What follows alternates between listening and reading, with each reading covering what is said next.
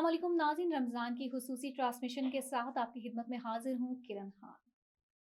नाज़रीन, जैसा कि आपको मालूम है रमज़ान का महीना चल रहा है। रहमतें, बरकतें हर तरफ जो है हर सू छाई हुई हैं और हर बंदे की ये कोशिश है कि वो रमज़ान मुबारक में रोज़ की बुनियाद पर कोई ऐसा काम कर दे कि ये दिन उसका नेकियों में चला जाए। आज रमज़ान की खुसूसी ट्रांसमिशन का मैं आगाज़ करने जा रही हूँ और मेरे साथ आज जो मेहमान मौजूद हैं, अगर मैं उन्हें कहूँ मल्टी टैलेंटेड तो वो भी गलत नहीं होगा। तो क्या-क्या इनमें टैलेंटेड हैं, क्या-क्या टैलेंट है वो तो हम उनसे जानेंगे, लेकिन साथ ही साथ उनका तारुफ़ करवाती जाऊँ।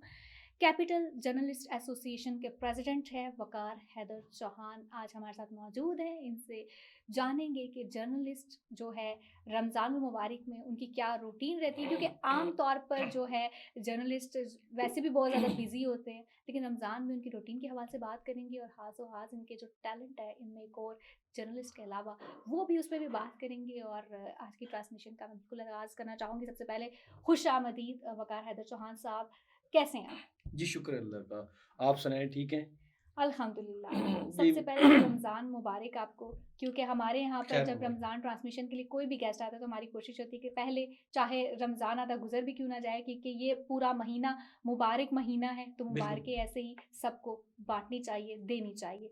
क्या कहते हैं आप अपने हवाले से कि ये जो रमज़ान मुबारक का जब स्टार्ट होता है और क्योंकि आम तौर पर एक जर्नलिस्ट की लाइफ़ बहुत मसरूफ़ होती है, डेली रूटीन, लेकिन जब रमज़ान आ जाता है उसकी रूटीन मज़ीद टफ़ हो जाती है चीज़ों को लेकर। तो क्या कहते हैं उस हवाले से? कैसे आप अपनी रूटीन को मैनेज कर रहे हो? जी, बहुत शुक्रिया किरण, आपने बोलने का मौका दिया और आपने प्रोग्राम में मदु किया। और ऐसा है कि जो सहाफ़ी हैं, वो उसकी तो एक जो लाइफ़ है बहुत टफ़ है, वैसे ही टफ़ होती है। अक्सर आपने देखा होगा कि सहाफ़ी देर तक जो है ना वो जागते भी हैं और उसके अलावा देर तक वो काम करना होता है उन्हें और इसीलिए वो सुबह बड़ी जो है ना लेट उठते हैं, आराम से उठते हैं। और दूसरा ये मैं आपको बताता चलूँ कि रमज़ान में जैसे मिसाल के तौर पे वैसे उनकी रूटीन ये होती है कि वो 10-11 बजे उठते हैं तकरीबन, फिर काम पे जाते हैं, फिर वो लेट नाइट हो जाती है, ठीक है? और अक्सर तो बहुत जो दूसरे आप देख लें ना सहाफ़ियों को फॉर एग्ज़ाम्पल एक होता है आप फ़ील्ड के अंदर हैं, एक होता है आप जो है ना डेस्क के ऊपर हैं, ठीक है? अगर आप डेस्क के ऊपर हैं तो आपको कॉपी डाउन करनी है अखबार की जो फ़ील्ड है उसके जी, अंदर जी। जो है ना कॉपी डाउन करनी होती है, तो वो बहुत ज़्यादा लेट हो जाती है। हम काफ़ी अखबारात के अंदर हमने काम किया है, तो हमारी जो ड्यूटी होती थी वो तकरीबन कॉपी डाउन करनी होती थी, तो 1-1 2-2 बज जाते थे। तो अक्सर जो है ना वो जब हम वापस आ रहे होते थे तो जो आपका सड़कें होती हैं उसके ऊपर कोई बंदा नज़र नहीं आता जो है ना। वो हम आपस में मज़ाक भी करते थे कि यार इस वक़्त जो है ना या साफ़ी सड़कों पे होते हैं और या फिर जो है ना पुलिस वाले होते हैं। इस पुलिस तरह वाले की होते हैं। जो चीज़ें होती हैं वो सड़कों पे होती है।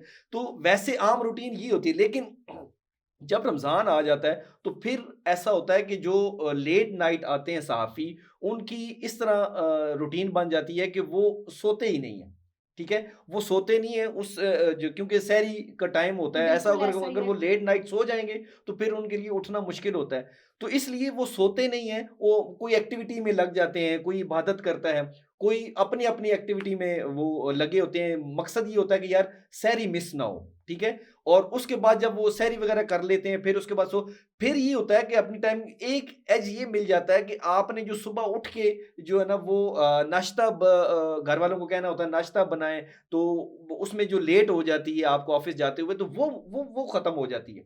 आप सहरी कर लेते हैं, उसके बाद फिर अगर आप सो जाते हैं, तो फिर जब आप उठते हैं, तो फ्रेश होते हैं, फ्रेश होने के बाद आप फ़ौरी जो है ना, आपको ये टेंशन नहीं होती यार अभी मैंने खाना नहीं खाया, अभी मैंने नाश्ता करना था या मेरे लिए ये चीज़ है, वो आप फ़ौरी एक इसमें ये एज मिल जाता है जहाँ पे और बहुत सी ख़ुसूसियात होती हैं, वहाँ पे ये भी होता है कि आप जो है ना टाइम के ऊपर पहुँच जाते हैं और दूसरा ये है कि ऑफ़िस का टाइम भी ऐसे कर दिया जाता है, थोड़ा-सा आगे-पीछे कर दिया जाता है क्योंकि रमज़ान की वज़ह से ताकि किसी की इबादत में खुलल ना हो, जो है ना वो आराम से अपनी इबादत अच्छा, भी कर पाएँ बिल्कुल। और अपने जो रोज़मर्रा के काम हैं, वो भी उसकी भी अच्छा, अंजामदही में सबसे आगे हो। बिल्कुल, चूँकि मैंने अपने इंट्रो में ये चीज़ मेंशन कर दी कि आप एक मल्टी टैलेंटेड इंसान हैं और अभी आपने खुद भी बताया कि आप अखबारों में भी रह चुके हैं और रिपोर्टिंग के हवाले से अगर मैं बात करूँ, देखिए जो फ़ील्ड की रिपोर्टिंग होती है, आप भी जानते हैं, मैं भी इस फ़ील्ड से हूँ, आपको पता है कि बाज़ टाइम ऐसी सिचुएशन होती है कि अचानक निकलना पड़ जाता है।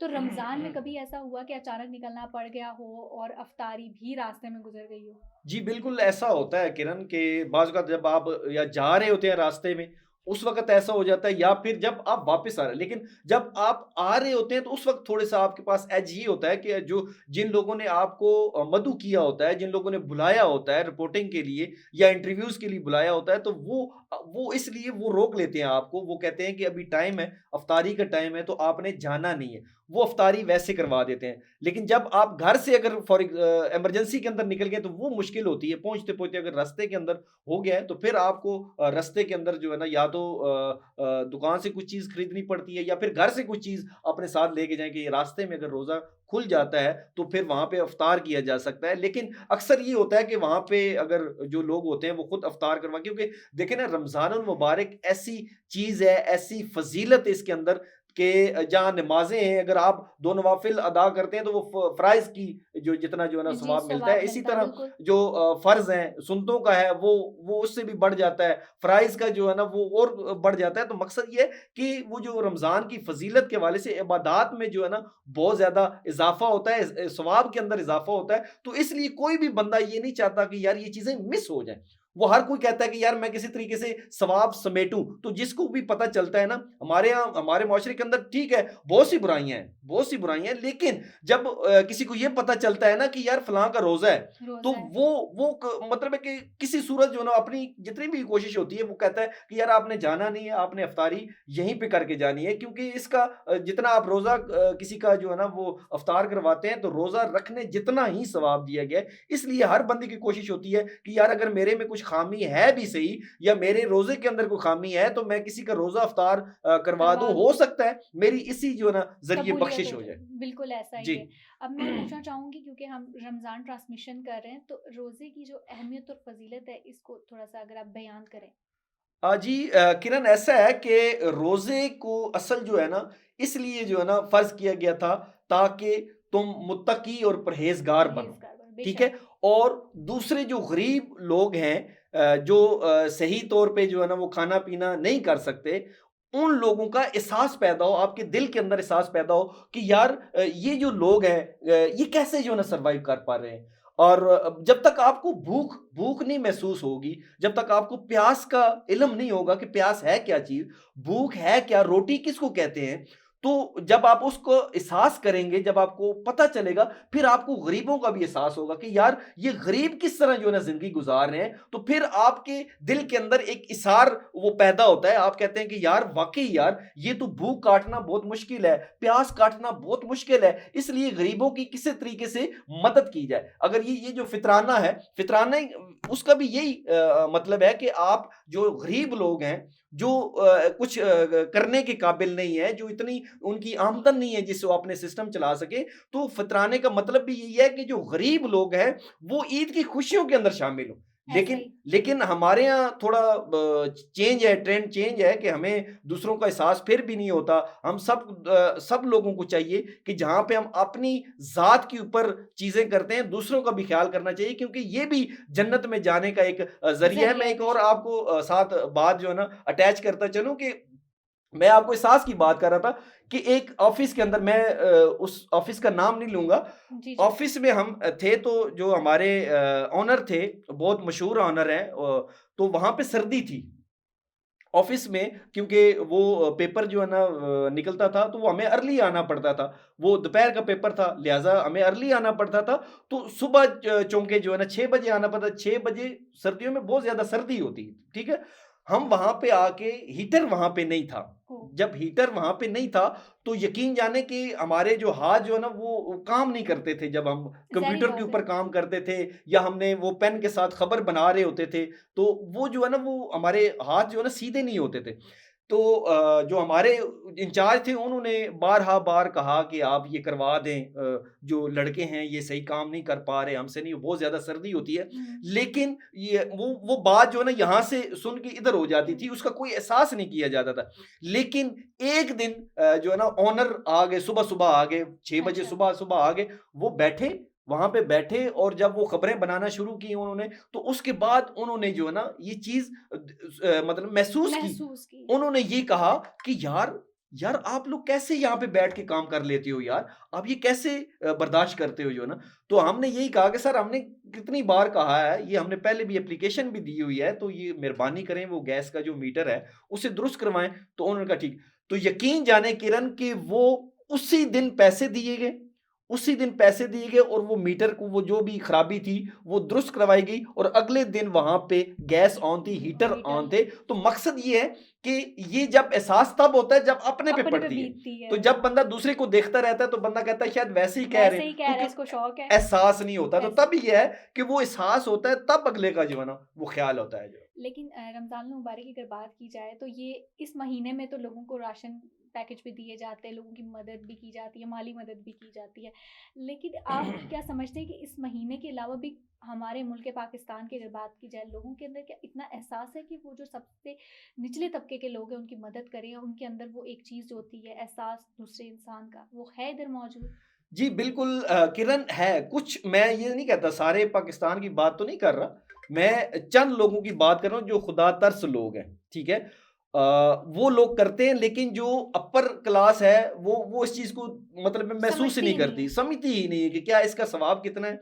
और दूसरा बात ये है कि कुछ लोग जो जो नीचे के लोग हैं ना, फॉर एग्ज़ाम्पल जो भीख माँगते हैं ये, कुछ उन लोगों ने खुद को खराब कर दिया।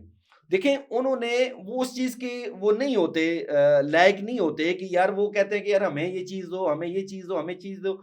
अच्छा होता ये है कि उन्होंने अपना कारोबार बना लिया होता है। बिल्कुल। उन्होंने जब वो कारोबार बना लिया होता है तो वो जो पैसे दे रहा है बंदा, वो ये कहता है कि यार ये तो इसने तो अपना कारोबार बनाया हुआ है, लिहाजा ये इस चीज़ का नीडी नहीं है, ठीक हुँ। है? इसको इज़्ज़त बेइज़्ज़ती की कोई नहीं है, इसने अपना कारोबार बनाया। लेकिन जो सफ़ेदपोश बंदा है, वो बेचारा बोलता नहीं है, वो किसी के आगे हाथ नहीं फैलाता। लेकिन जो ये जो लोग हैं, इनको सफ़ेदपोश लोगों का ध्यान रखना चाहिए। वो बेचारा ना तो किसी को कह सकता है, ना किसी के आगे हाथ फैला सकता है, कुछ भी नहीं कर सकता। तो असल जो पैसा लगता है वो सफ़ेदपोश लोगों पे लगता है, क्योंकि जो वो दूसरे भीख माँगने वाले हैं वो तो किसी के आगे भी वो उँगली वो हाथ फैला के अच्छा, चौराहे में बैठ के वक़ार जो साहब बिल्कुल यहाँ पर मैं एक चीज़ और रेज़ करना चाहूँगी सवाल, वो ये है कि चंद लोगों का ये भी कहना होता है भीख जो दे रहे होते हैं, उनका ये कहना होता है कि भई हमारी नीयत तो साफ़ थी, हमने अल्लाह के लिए भीख दे दी। तो बेशक अगला बंदा नहीं, मुस्तहिक है या नहीं है, नहीं तो ये इसके ठीक है, पीछे आपकी क्या है? बात दुरुस्त है, लेकिन आपको जज करना चाहिए। जब हुँ, आप इतने तो कम से कम देख रहे हैं ना कि यार ये चीज़ बंदा फलाँ बंदा जो है, ये इसके लायक है या नहीं, ठीक है? लेकिन इतना थोड़ा-सा आप कर लें, थोड़ी-सी आप रिसर्च कर लें। ऐसा ना बाज़ औक़ात ऐसा होता है जो कोई बंदा ऐसे गंदे कपड़े पहन के हुँ, आपसे भीख माँग रहा है, तो उसका पीछे अगर दहशतगर्दों से तल्लक है, तो वो जो हाँ। बम और वो चीज़ें चल रही हैं, जी, जी, ठीक है? आजकल तो तो वो तो हमारे पैसों से बन रही हैं। तो इसका मतलब है जब तक हम अगर सर्च नहीं करेंगे, हम इसी तरह पैसे देते जाएँगे, तो अल्लाह ना करे वो उसका किसी दहशतगर्द तंज़ीम से तल्लक हो, तो वो उसी पैसे को जो ना हमारे खिलाफ इस्तेमाल कर रहा हो, ठीक है? तो ये चीज़ें आप होती। आपके मुताबिक जो सदका खैरात है, वो किन लोगों में जानी चाहिए? मेरे ख़्याल में तो सबसे पहले जी आप जो रिश्तेदार हैं आपके हुँ, कमज़ोर, जो कमज़ोर रिश्तेदार हैं, ठीक है? हुँ, उनको आप जो है ना वो सदका खैरात दें, ठीक है? और उसके बाद जो आपके पड़ोसी हैं, जी। पड़ोस में आप देखें, ऐसा ना हो कि आप जो है ना वो बकरे खा रहे हों, ठीक है? हर तरह की चीज़ें खा रहे हों और आपका पड़ोसी जो है ना भूखा हो, ठीक है? हुँ, हज़ूर ने तो यहाँ तक फरमाया कि यहाँ तक अगर अगर जो है ना आपका पड़ोसी भूखा है तो आपसे पूछा जाएगा, रोज़े क़यामत आपसे पूछा जाएगा। और यहाँ तक बताया कि अगर आपके पास इतने पैसे नहीं हैं, आप इतना फ्रूट लेके आते हैं कि यार यार आपके बच्चे खा सकते हैं, बाकी आप देने के लिए है है नहीं ही है, नहीं है, तो बिल्कुल। आप उसके जो छिलके हैं वो भी छुपा के रखें। इतना मतलब है कि कहीं ऐसा ना हो कि पड़ोसी के बच्चे देख लें, हाँ, ठीक किसी है? का हक नहीं और खाया। दूसरा ये है कि अगर आप सालन बनाते हैं, तो सालन बनाते हैं तो आप उसके अंदर थोड़ा-सा शोरबा और पानी डाल दें, शोरबा बन जाएगा ताकि एक प्लेट आप पड़ोस में भी पड़ोस दे में सकें, दे ठीक है? और कोई ऐसी खुशबू वाली चीज़ अगर बनाते हो तो वो फिर जो है ना वो पड़ोस में भी दो, ताकि उसके बच्चे ये ना कहें कि मतलब है कि अम्मी से या अब्बू से कहें, घर वालों को कहें कि यार हुँ, हमें भी जो है ना वो खिलाएँ, तो वो उनकी अगर सकत ना रखते हों, अगर उनके पास पैसे ना हो तो वो कहाँ से जो है ना वो खिलाएँगे? तो ये बेशक, हमारा इस्लाम जो है, इस्लाम की रूह से अगर देखा जाए तो इस्लाम ऐसा दीन है, इसके मुकाबले में दुनिया का कोई भी दीन नहीं है।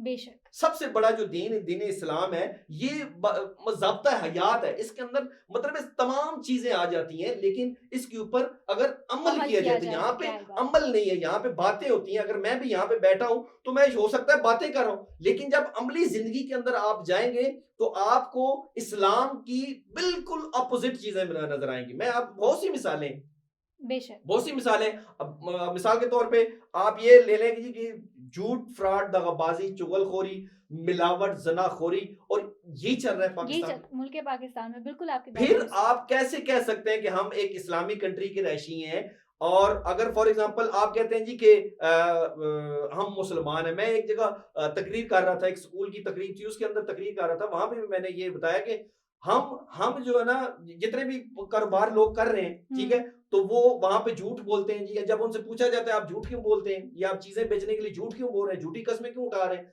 तो वो उनका कहना ये होता है कि हम करें क्या, अगर हम ये नहीं कर सकते तो हम बच्चों को क्या खिलाएं। यानी हम इतना एक वो जो है ना झूठ ठीक का। है, बच्चों को क्या खिलाएं। फिर हम पता है क्या कहते हैं, हम कहते हैं जी कि हम सबसे बड़े सफ़ा जो क्या कहते हैं, अव्वल किस्म के मुसलमान हैं, ठीक है, कि ज़ुबानी कलामी। हाँ, हम सबसे बड़े मुसलमान हैं और हम सबसे पहले जन्नत जाएँगे। मुझे ये बता दें कि पाकिस्तान का कौन-सा कोना है जहाँ पे मिलावट नहीं हो रही? आप दूध ले लें, मिर्चें ले लें, दीगर जितनी भी चीज़ें आप ले लें, ठीक है, उसके अंदर मिलावट है। तो फिर देखिए, हज़ूर की हदीस है, एक तरफ हदीस है कि मिलावट करने वाला हम में से नहीं है, ठीक हम है? में से नहीं है। हम में से नहीं है। तो तो आप भी ये पाकिस्तान समझते हैं कि हम में से नहीं है मिलावट करने वाला? हाँ, मिलावट करने वाला हम में से नहीं है, लेकिन हर जगह मिलावट हो रही है। तो इसका मतलब है कि ये तो डिक्लेयर हो गया ना कि हम उनमें से नहीं है। बिल्कुल। देखें, मैं ये बहुत बात सामने आ गई है, मैं यही ये ज़ाहिर करता हूँ, बाज़ औक़ात कहीं बैठे होते हैं, टॉक शो आगे पीछे बैठे हो, तो जी। यही बात होती है कि यार, जब एक दफ़ा हज़ूर पाक सल्लल्लाहु अलैहि वसल्लम ने फरमाया कि मिलावट करने वाला हम में से नहीं, ठीक है? तो जब हम मिलावट करते हैं, तो उसका फ़ैसला कौन करेगा? क्या है?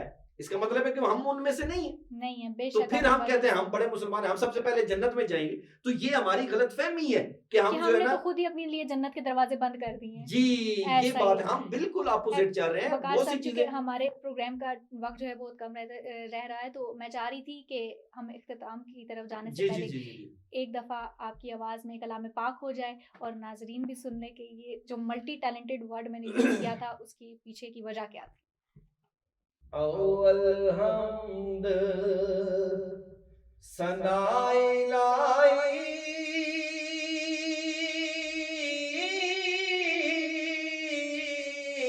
जो मालिक हर हर दा,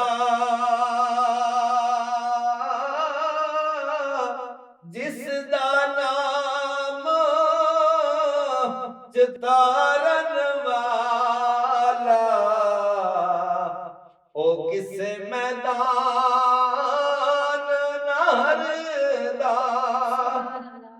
जिस दा नाम चितारन वाला, ओ किस मैदान नहरदा, ते रहमत दा ओ दरियाए लाई,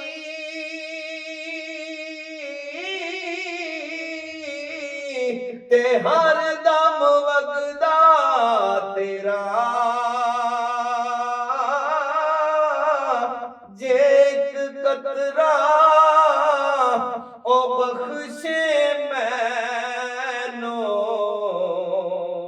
ते कम बन जाए मेरा, जे एक कतरा ओ बख्शे मैनो, ते कम बन जाए मेरा,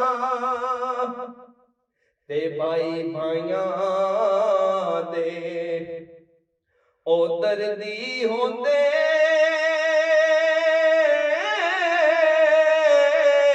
ते भाई भाइयां दियां बावां,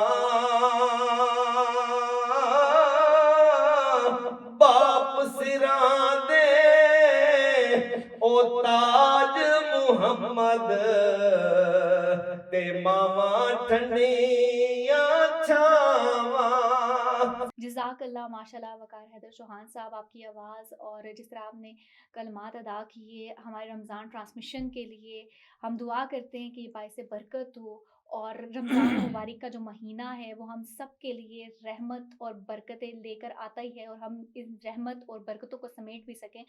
बस यही कहना चाहूँगी कि जैसे आप, क्योंकि आप जर्नलिस्ट भी हैं और साथ ही साथ जो है आपने दीन की तालीम भी हासिल की और चीज़ों को आप बड़े तरीके से मैनेज करके चल रहे हैं और मल्टी टैलेंटेड है माशाल्लाह, वो तो हमारे नाज़रीन ने भी आज जो है देख लिया है। बट बात करना चाहूँगी, चाहे आप हैं, कोई भी है, नाज़रीन से मैं बिल्कुल मुखातिब होना चाहूँगी कि चाहे कोई भी इंसान है, चाहे वो किसी भी फ़ील्ड से है, हर इंसान अपना बेस्ट देने की कोशिश करता है अपने दिन के साथ और कोशिश करता है कि वो अपने दिन को अच्छे तरीके से, भरपूर तरीके से मना सके और जो भी काम करे दिल से करे।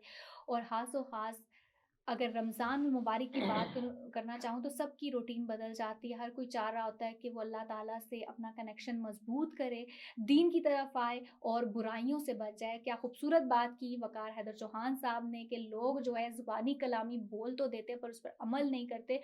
और दूसरी बात ये, साथ वक़ार हैदर चौहान साहब ने एक और बात की थी और वो बात ये थी कि अपने पड़ोसियों का, गरीब लोगों का, अपने रिश्तेदारों का, जिनमें जो मुस्तहिक हैं, जिनको इतनी मतलब पैसे नहीं है जिनके पास, या उनके पास इतने वसाइल नहीं हैं कि वो अपनी रमज़ान को अच्छे तरीके से जो है भरपूर तरीके से अपने लिए इफ्तारी के लिए मैक्सिमम चीज़ें रख सके, या कोई ईद आ रही है, ईद पे वो ज़रूरतमंद है कोई, तो कोशिश करे सबसे पहले अपने रिश्तेदारों में कोशिश करे, कोई गरीब है उसका ख़्याल करे, फिर अपने पड़ोसी का ख़्याल करे। क्योंकि नबी करीम सल्लल्लाहु अलैहि वसल्लम ने हमें यही दर्स दिया था कि अपने पड़ोसियों का ख़्याल रखें। और बेशक हुकूक अल्लाह तो माफ़ हो जाएँगे लेकिन हुकूकुल इबाद माफ़ नहीं होंगे, तो कोशिश करें सबका ख़्याल करें और सिर्फ़ रमज़ान में ही नहीं, पूरे साल ता ज़िंदगी जब तक आपकी ज़िंदगी है तमाम लोगों का ख़्याल करें, सबको अच्छे से लेकर चलें और अच्छाइयाँ और खुशियाँ बाँटें। क्योंकि जब हम कोई नेकी करते हैं, एक नेकी के बदले जो 10 नेकियाँ हमारी लिखी जाती हैं,